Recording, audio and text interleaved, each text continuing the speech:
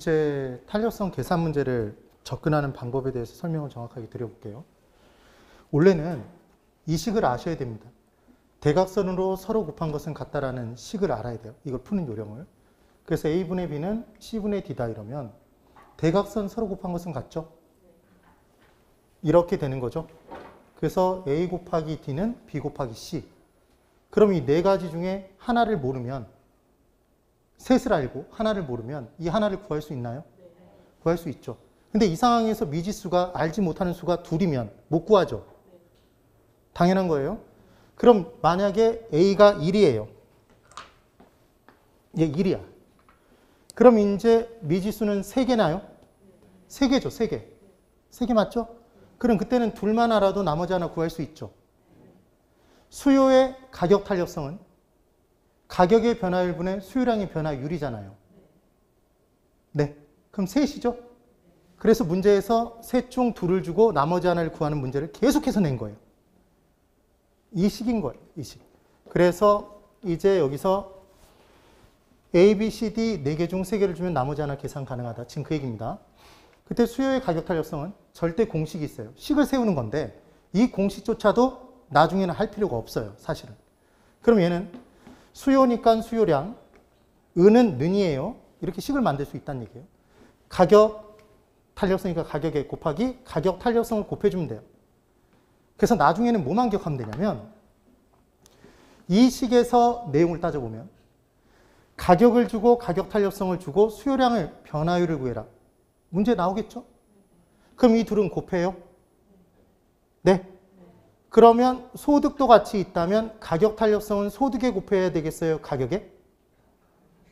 가격 탄력성은 가격에 곱해야 될까요? 소득에 곱해야 될까요?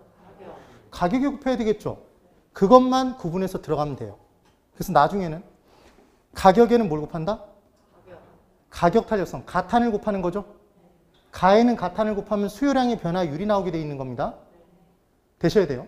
근데 이 식에서 그냥 뚫어져라 쳐다보세요. 만약에 얘가 주어져 있어. 얘가 10%예요. 얘가 가격 변화율이 5%래요. 5%. 그럼 얘를 구할 수 있을까요? 그러면 이쪽 우변에 있는 애들을 생각해 보면 곱하는 거죠, 얘들은. 곱하면 수요량의 변화율이 나옵니다. 그럼 이 식을 가지고 우리가 생각해 보면 수요량의 가격을 곱하는 경우 있을까요? 없어요. 왜냐하면 지금 얘를 구하려면 5%로 나눠줘야 되는 거죠. 맞아요? 양변을 5%로 나눠주는 거잖아요. 네. 그럼 반대로 이번에는 수요량의 변화율이 10%랍니다. 가격 변화율을 몰라요. 가격 탄력성이 얘가 2래요. 그럼 우리는 얘를 구하기 위해서는 2로 나눠요? 곱해요? 나눠야 되죠. 지금 무슨 말인지 이해되셨어요? 그러니까 문제에서 수요량의 변화율이 나오면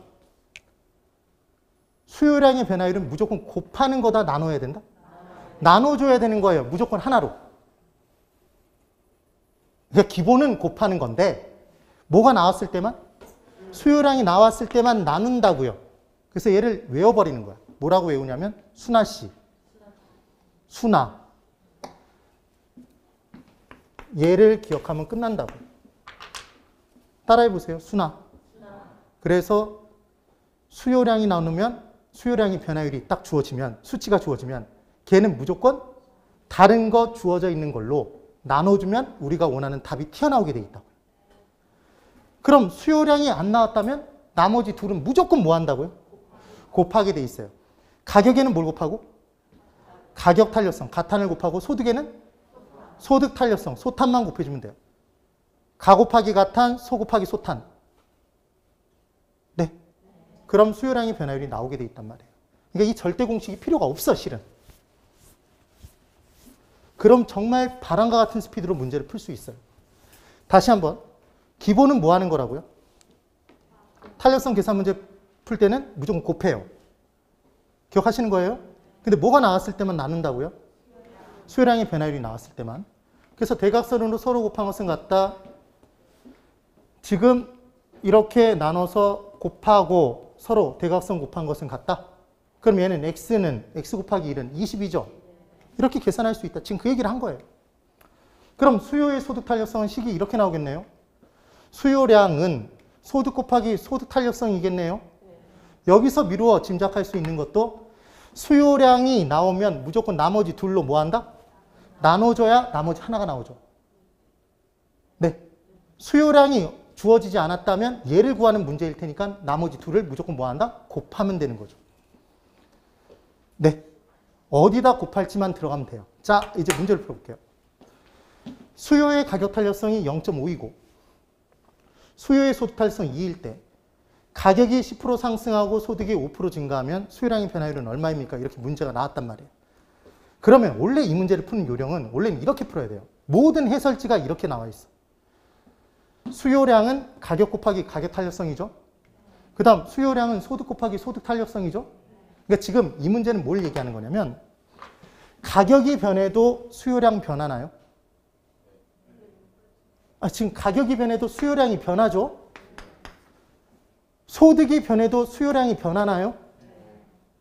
그럼 얘가 동시에 발생이 됐다면 어느 정도 변하는지 그 변하는 배수를 따져서 곱해서 나온 애들을 뭐 해주면 더해만 주면 전체 수요량의 변화율이 계산되죠. 그래요, 안 그래요? 그렇잖아요. 그러면 자, 여기 잘 보세요. 원래는 이렇게 풀어야 된다고요. 얘를 다 적어놓고 얘를 다 적어놓은 상태에서 그대로 대입을 시켜줘야 돼요. 이렇게 10 곱하기 0.5. 네. 지금 10이 뭐예요? 가격. 그럼 가격 탄력성이 곱하죠? 0.5에 곱하죠? 여기 앞에 플러스예요? 마이너스예요? 아니, 지금 이 앞에 뭐가 생략돼 있어? 플러스가 생략돼 있는 거죠? 근데 이 둘은 관계가 비례예요? 반비례야? 반비례죠? 맞아요? 그럼 여기 소득 5% 증가, 소득 탄력성 플러스 2죠? 곱하면 얘 나올 거 아니에요, 각각. 그럼 계산을 했어. 그럼 수요량 5 나오는 거 맞아요? 여기서 5죠? 10 곱하기 0.5니까. 우리는 계산기를 가지고 들어갈 수 있습니다, 다행히도. 그럼 얘를 곱하면 10이죠? 그럼 둘을 더하면 15가 된 것 같죠? 이게 함정이라고요. 수요의 가격 탄력성은 다 플러스로 표시되어 있지만 이 둘의 관계는 비례, 반비례? 가격과 수요량은 반비례죠. 가격이 10% 상승했으니까 수요량은 말하지 않아도 얘는 5% 증가한 거예요? 5% 감소한 거야? 5% 감소죠. 맞아요. 그래서 10% 증가와 5% 감소를 더하면 수요량의 변화율이 소득 변화에 따라 10%가 증가하고 전체 중에 5%가 감소됐다면 전체로는 얼마만큼? 5%만큼 증가한 거지 15% 아니죠? 이걸 계산할 수 있으면 된다는 얘기죠. 됐어요? 근데 시험장 들어가서 언제 이걸 이렇게 풀어요? 저는 이 문제가 딱 나오면 바람과 같은 스피드로 정말 30초 안에 이 문제를 풀어요. 실은 10초면 풀어요. 10초는 좀 과했다. 20초면 풉니다. 절충을 하자. 그러면 무조건 어떻게 푸냐면 가격 떴죠, 여러분? 가탄에 곱해요. 그러면 5%가 나왔죠?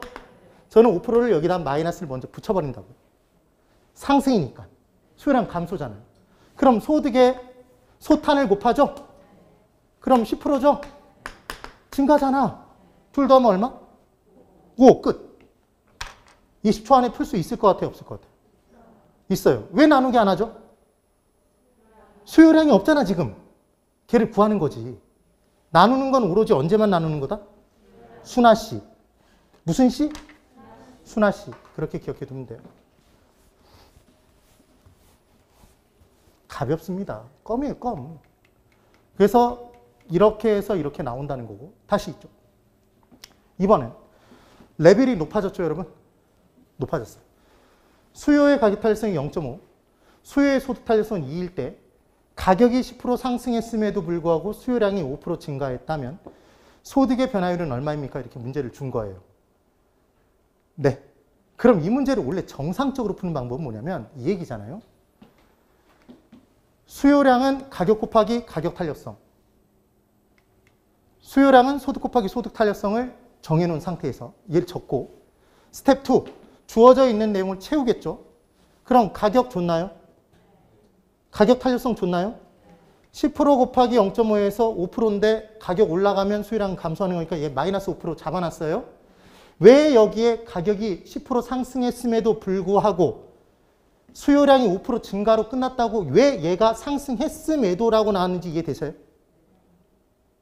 원래는 가격이 올라가면 수요량이 뭐 해야 돼요? 감소해야 되는데 수요량이 전체적으로 증가로 끝났다고요. 그 말은 가격 이외의 다른 요인인 소득의 증가에 따라 얘가 증가해서 전체적으로 5% 증가로 끝났다는 얘기잖아요. 이게 내포되어 있는 단어가 뭐가 숨어 있는지 이해가 되셨어요? 이 문장 구조가 왜 이렇게 되는지 이해를 해야 된다고. 그러면 이제 마이너스 5%. 그러니까 분명히 마이너스 5%만큼 감소해야 되는데 스텝 3. 얼마로 끝났대요? 전체 수요량이 5% 증가로 끝났대. 그럼 얘는 얼마만큼 증가한 거예요? 무슨 얘기를 했냐면 5%가 감소로 끝나야 되는데 전체적으로 플러스 5% 증가로 끝났대요. 그럼 다른 요인에 의해서 10%가 증가한 거죠. 맞아요? 그럼 다시 바꿔볼까요? 만약에 얘가 빵 프로래요. 가격이 올라가서 수요량이 5% 감소해야 되는데 전체 수요량의 변화는 변화가 없다라고 나왔다면 얘는 얼마 변한 거예요? 플러스 5죠? 예? 지금 그 얘기라고요. 이게 어려워요? 쉽죠? 그런데 그냥 들으면 죽어버린단 말이에요. 이게 무슨 얘기인지 몰라. 이 구조가 왜 나왔는지 모른단 말이에요. 됐죠? 그러면 이제 볼까요? 얘 수요량 나왔죠? 우리 아직 사용하지 않은 게 있죠? 뭐 사용 안 했어요? 소득 탄력성 사용 안 했죠? 지금 얘를 모르잖아요. 얘를 구하라며. 소득 탄력성은 2로 줬죠, 지금. 맞나요? 그럼 소득 곱하기 2가 10%잖아요. 그럼 얘를 구하려면 나눠야 돼요? 곱해야 돼? 나눠야 되죠. 뭐가 나온 순간? 수요량이 나온 순간 나눠야 되는 거죠. 순아 씨. 네. 그럼 답은 얼마? 5% 증가. 이게 다 정답이라고요. 되셨으면 고개 끄덕끄덕 해보세요. 그럼 제가 이제 이 문제를 이걸 안 적고 어떻게 푸는지를 설명드릴게요. 저는 이 문제가 나오면 30초 만에 풀어요. 정말로. 여러분도 그렇게 풀어야 돼. 그게 연습이 돼야 실제 시험장 들어가면 1분 안에 풀 수 있어요. 자, 어떻게 푸는지 보세요. 이렇게 풀어요. 이 문제가 딱 주어지면 얘 구하라고 했구나. 이거는 그냥 줄만 그어놓고 그냥 기계처럼 들어가.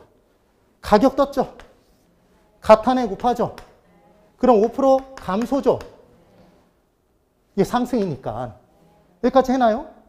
그렇죠? 전체적으로 얼마가 증가했대? 5% 증가로 끝났대요. 그럼 얘는 10%가 증가한 거잖아. 얘를 구했잖아요, 바로. 그럼 순아 씨, 나머지 하나 얘로 나눠버리면 끝나죠. 5% 끝. 네. 이렇게 푼단 말이에요. 그러면 30초 안에 충분히 풀겠어요, 못 풀겠어요? 풀어요.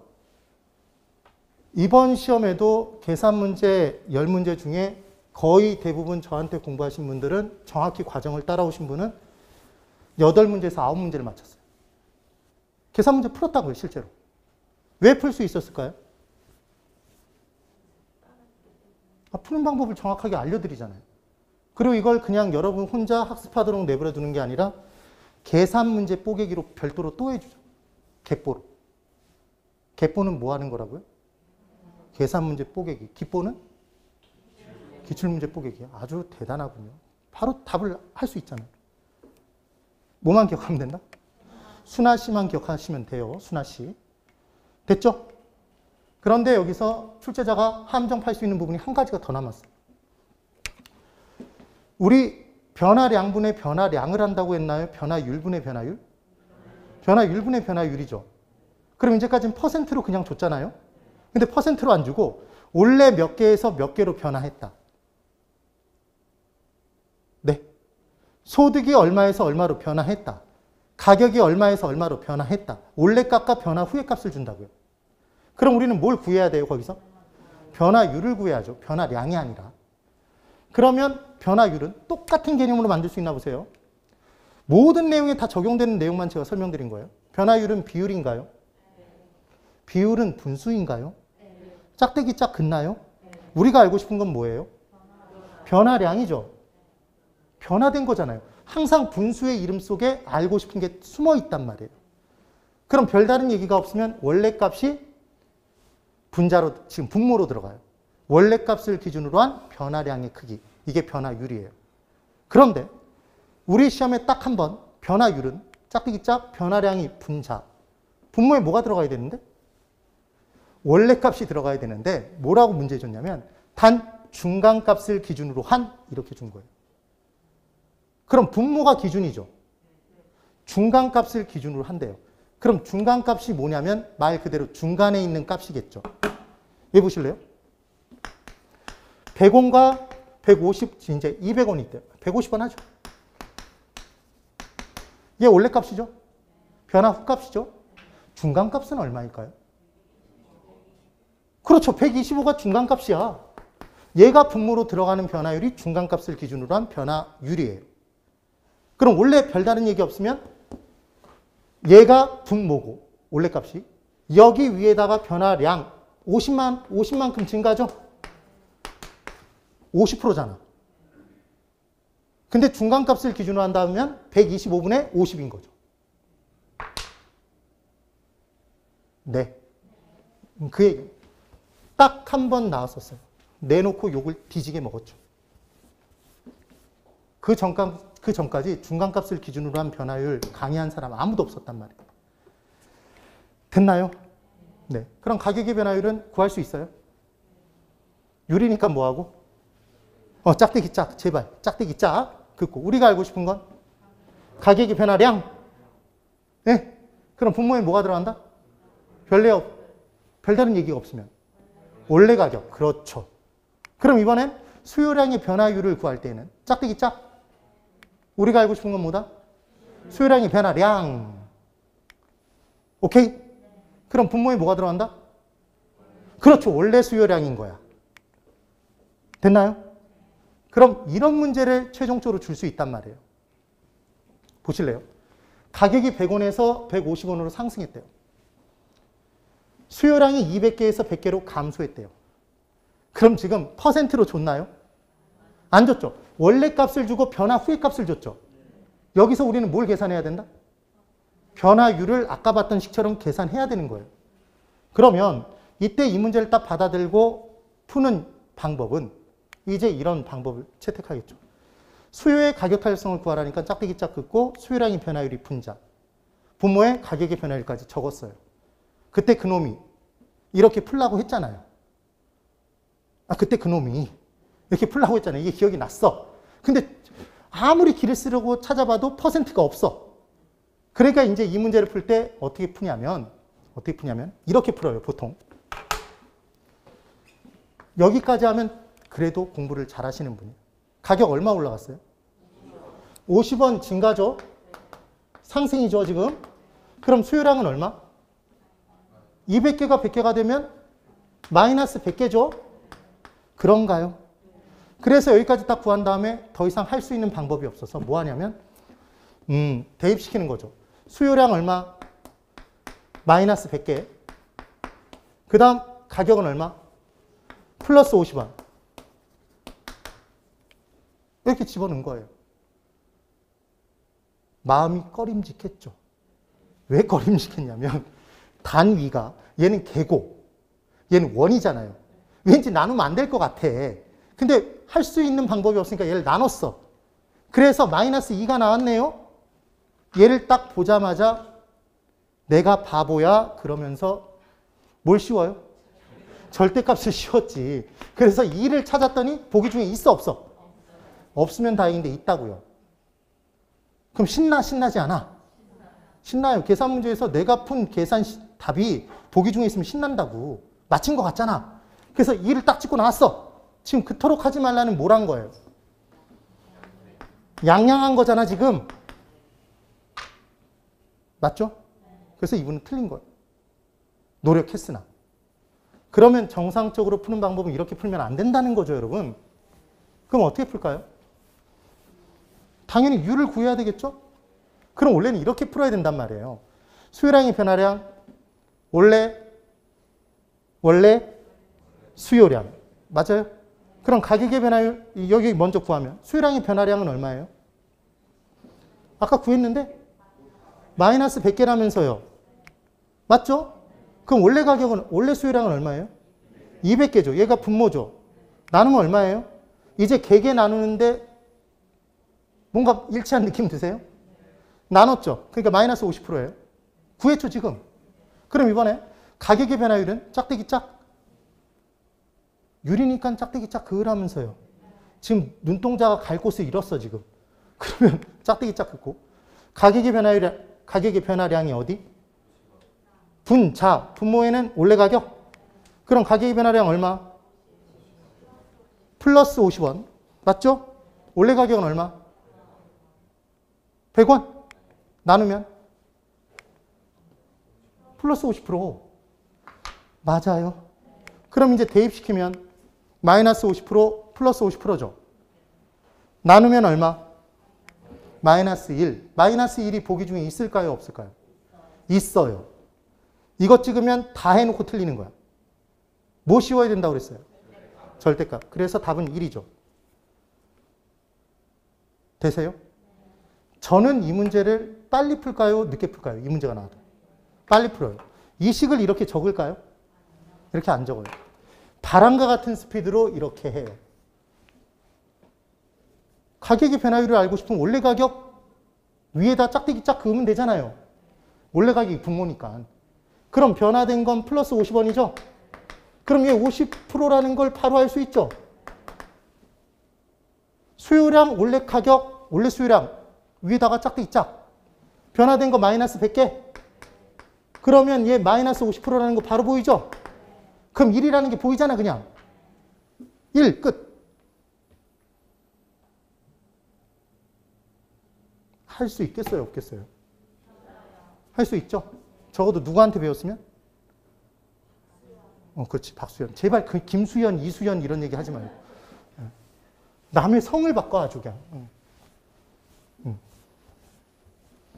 이렇게 정리를 해주시면 돼요. 할만하죠? 네. 탄력성 부분에서 이거까지만. 탄력성은 다 하죠, 그냥. 죄송합니다. 오늘 식사 시간이 좀 늦었어요. 탄력성과 균형점의 이동을 섞어요. 자, 여러분. 우리 왼수를 해서 균형 가격이 어떻게 변하는지 이제 알았죠?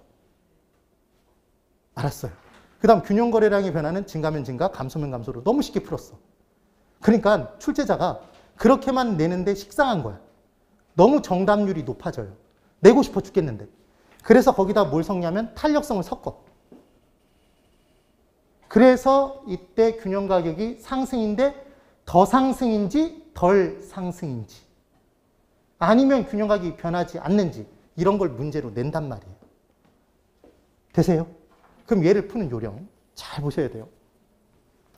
완전 탄력적인 경우는 완전 탄력적이면 양이 많이 변하는 거예요? 양의 변화가 적은 거예요? 완전 많이 변하는 거죠? 그래서 무슨 선이라고 그랬죠? 수평선이라고 그랬죠? 자, 이제 보세요. 수요나 공급 둘 중에 하나가 완전 탄력적이 되면 수평선이 되는 건가요? 수요든 공급이든. 그럼 이제 수평선을 그렸어요.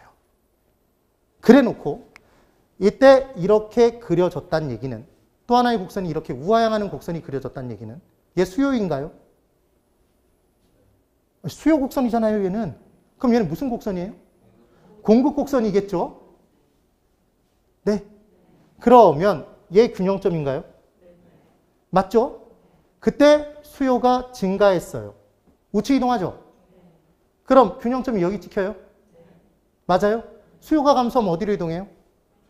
좌측으로 이동하죠? 그럼 균형점이 여기 찍혀요? 그럼 여러분 균형점이 이렇게 찍히면 상하 변화가 생겨요? 생기지 않아요? 하나의 곡선이 수평선이면 균형점은 이 수평선상에서 움직여 다닌다고. 네? 가격이 변하지 않아. 가격은 불변이죠. 네? 량의 변화는 커요, 작아요? 좌우폭은? 크죠? 균형 거래량의 변화는 크다고요. 뭐라면? 수평선이 된다면. 수평선은 뭐라고요? 완전 탄력적인 경우라면. 무언가 하나가. 그런데 이번엔 이거 이해되셨죠, 지금? 이번엔 완전 비탄력적이래요. 완전 비탄력적이야. 그럼 완전 비탄력적이면 가격 변화에 대해서 양의 변화가 하나도 없는 거죠. 아니, 완전 비탄력적이면 하나도 안 변하는 거라며. 반응된 변화가 없잖아. 그럼 직선이 된다고 아까 그렇게 얘기를 한 거잖아요. 네?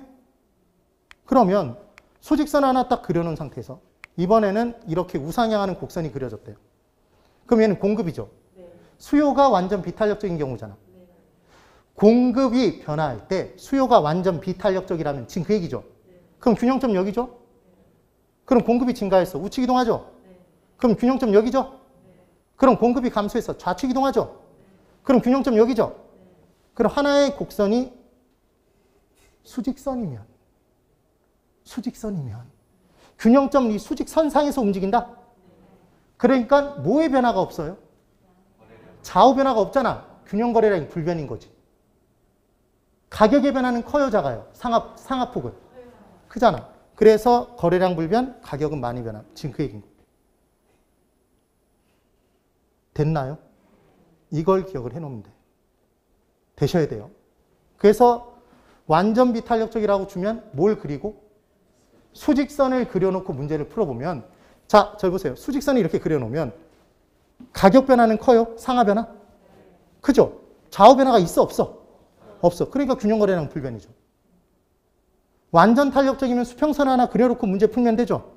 수평선을 그려놓으면 상하 변화가 있어, 없어? 없죠. 가격은 불변이고 좌우 변화는 커, 작아? 크죠? 거래량은 많이 변한다. 됐나요? 그럼 이제 비탄력적인 경우라면, 그러니까 완전 비탄력적이 아니라 비탄력적이라고 이렇게 주면 이 문제 푸는 요령. 비탄력적이면 문제 풀 때 비는 내리는 거예요. 이렇게 풀라고. 그러니까 문제에서 비탄력적이다 그러면 이렇게 내리라고. 그럼 가격 변화는 커요, 작아요? 크죠? 좌우 변화는? 아니, 없는 게 아니라 얘는 완전 비탄력적일 때 한 줄 수직선이잖아. 얘는 비탄력적이니까 조금 변하겠지, 지금. 그래서 굵기를 넣은 거라니까. 네. 그러니까 양의 변화는 커요, 작아요? 적게 변하는 거죠. 덜 변하는 거지. 오케이? 네. 그러면 탄력적인 경우라고 주면 이때는 탄력적에서 얘를 뽑아내. 탄에서 이렇게 탄을 뽑아내라고. 그러면 상하 변화는 커요, 작아요? 작죠. 가격은 적게 변하는 거고 덜 변하는 거고 양의 변화는 더 많이 더 변하는 거죠. 이걸 기억해 놓고 문제를 풀면 돼요. 됐나요? 이건 거예요. 이것만 알면 그냥 공식대로 적용해서 그냥 바로 문제를 풀 수 있어요. 이걸 이해해서 풀기 시작하면 나중에 가서 머리가 터져나가기 시작해. 그렇게 문제를 푸는 게 아니에요. 나중에 매일 기보로 제가 연습해드린 문제를 어떻게 푸는지를 보시면 이게 어떻게 적용하는지를 바로 아시고 문제를 푸실 수 있게 돼 있어요. 됐죠? 그래서 경기 변동 전까지 탄력성 내용까지 끝내드린 거예요. 정말 자세히 설명드렸습니다. 탄력성에서 유일하게 설명 안 한 한 가지가 있는데 걔는 정책론 할 때 할 거예요. 어차피 거기서 설명을 해야 되기 때문에. 되셨죠? 오늘처럼 열심히 그냥 따라오시면 돼요. 얘가 왜 12월 연말에 이렇게 오버하면서 늦게까지 수업을 하느냐? 우리에게 지금 주어져 있는 시간에 충실하지 않으면 나중에 정말 엄청나게 급하게 뛰어야 돼요. 그때 가서 힘들어. 매일매일 쌓아가야 됩니다. 열심히 지금처럼 따라와 주세요. 네, 오늘 여기까지 진행하겠습니다. 새해 복 많이 받으십시오. 건강하십시오.